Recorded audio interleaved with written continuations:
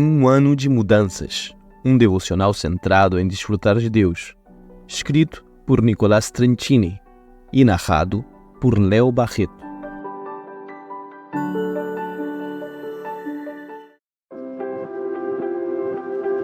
Dia 284.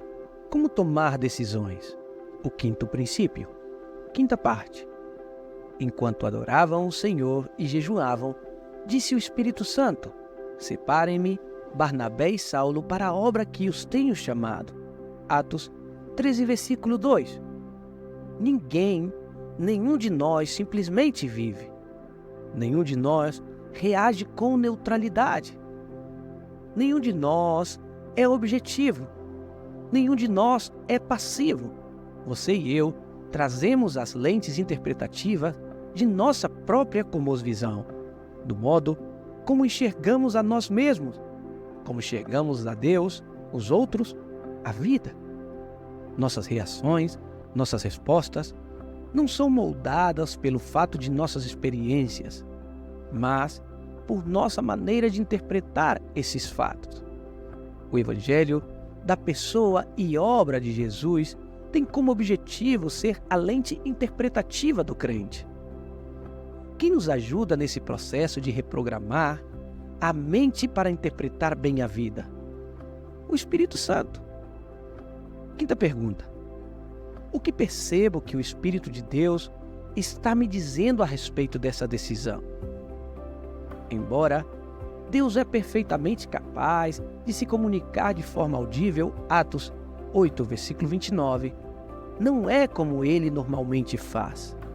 Geralmente, a voz do Espírito normalmente se manifesta como uma convicção, uma sensação ou um sentir interno do que ele espera de nós.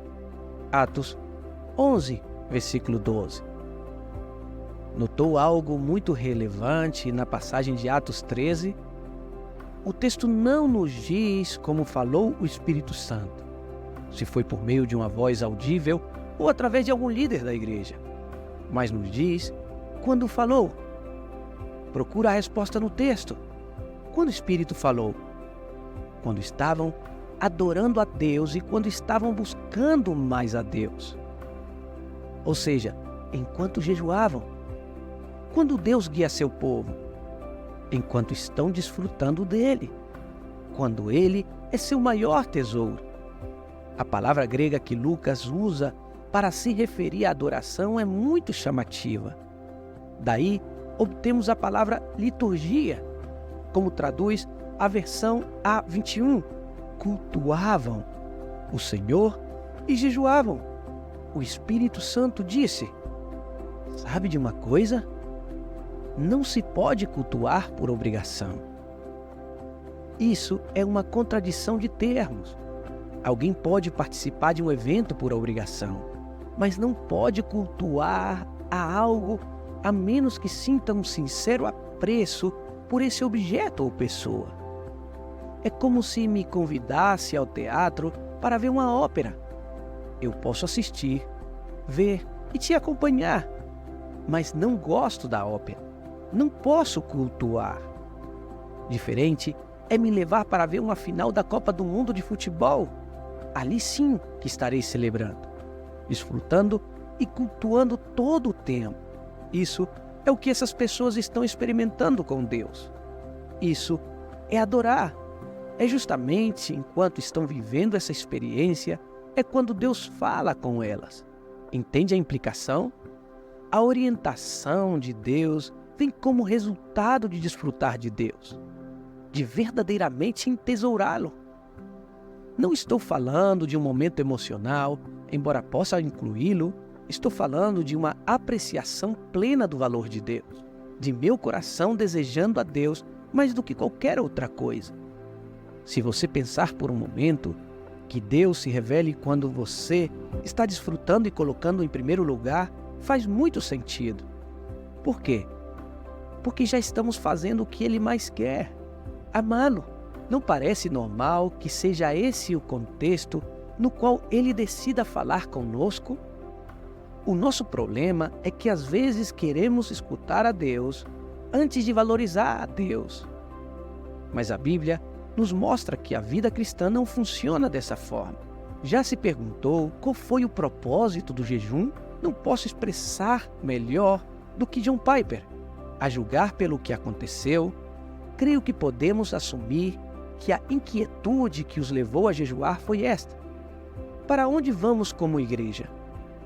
Eles estavam jejuando para buscar orientação do Espírito Santo na direção de sua missão. Estavam o suficientemente famintos pela guia de Deus que queriam demonstrar isso com a fome de seus corpos e não só com o de seus corações. Queremos sua orientação, ó Senhor. Ó Espírito Santo, qual é a sua vontade para a missão dessa igreja? Qual foi o resultado de ouvir a voz de Deus depois desse jejum? Diz o versículo 4 e 5. Eles, pois, enviados pelo Espírito Santo, anunciavam a palavra de Deus. Seguir a orientação de Deus resultou em um movimento missionário que tornaria o cristianismo a religião dominante do Império Romano por mais de 2 séculos e meio e chegou a ter mais de 1 bilhão de seguidores hoje. Pouco, não é? Para orar e meditar ao longo do dia. Fui chamado para me relacionar com alguém e não apenas para seguir uma lista de princípios. Deus pode me dar impressões ou sensações do que Ele espera de mim, mas devem estar depuradas de ídolos escondidos, fundadas na palavras, confirmadas pelo conselho maduro e filtradas pela sabedoria.